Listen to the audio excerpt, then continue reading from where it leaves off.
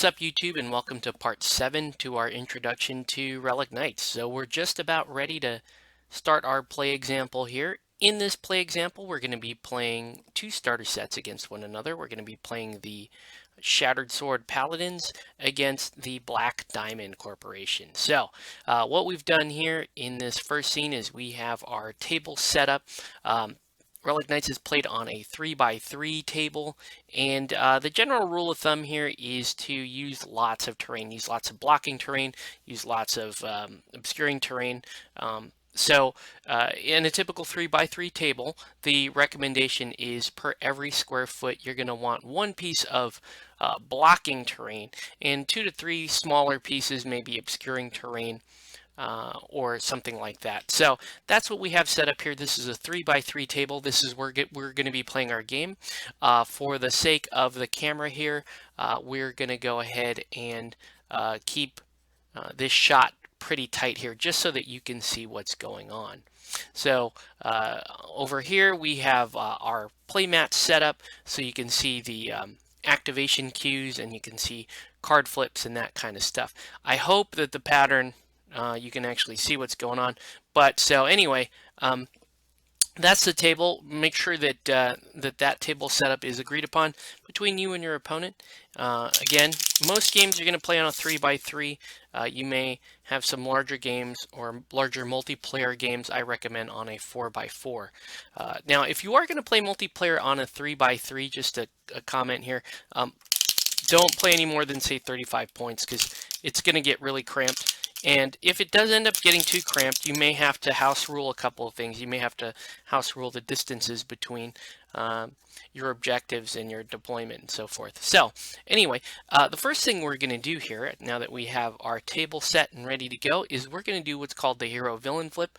I'm going to flip 3 cards here for the Black Diamond and 3 cards here for the Shattered Sword Paladins. And what we're going to do is we're going to count our primary Esper. Now, obviously for Black Diamond, the primary Esper is going to be Corruption, which is purple. If we're going to be for Shattered Sword, it's going to be Law, which is blue. Now, if you're playing a prismatic faction, you're going to count up your Esper differently. So you're going to look up the book for that. Basically, it means you're going to be counting a lot more Esper types than you normally would if you're going to play one of the prismatic factions. So that said, we're going to flip 3 cards. So here goes for Black Diamond. We're counting purple here. And we end up with 0.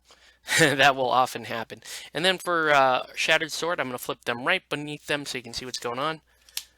0. Whoa, bad deck.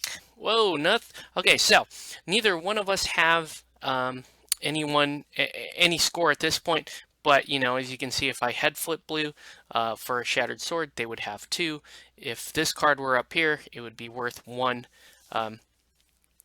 1 purple. So what we're going to do now in this case is we're just going to keep flipping a single card each until we get at a score. Now, Black Diamond has 1 Esper, and we'll flip for Shattered Sword. They have 0. So Black Diamond wins the flip. They get to decide if they want to be hero or villain.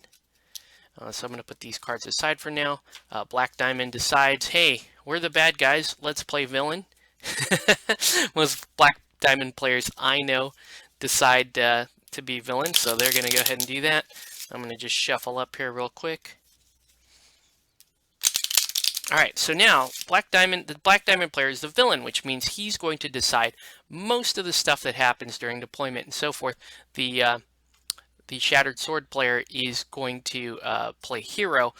Their main advantage is they're going to get to go first. So I'm going to flip 2 cards. These are our scenario cards. I'm going to flip 1 card for Shattered Sword, and I'm going to flip 1 card for Black Diamond. Those are going to determine our scenario conditions for this playthrough. So for Black Diamond, here's an interesting thing. I flip a wild card. Now, if you flip a wild card, you're going to open up a wild scenario, either prismatic or void. Or both sometimes, depending on how you flip. Now, I flipped prismatic, so we're going to have this Crystal Harvest scenario in play. That's going to be available for both players. So I'm going to flip another card for Shattered Sword because that first card was a wild. So second card here is green-yellow. And then for Black Diamond, green, blue. Interesting. So you can see here a couple of things. We both have the same primary objective, which is going to be interesting. Our secondary objectives are going to be different. So for our primary objective, let me see if I can find the card. Well, wow.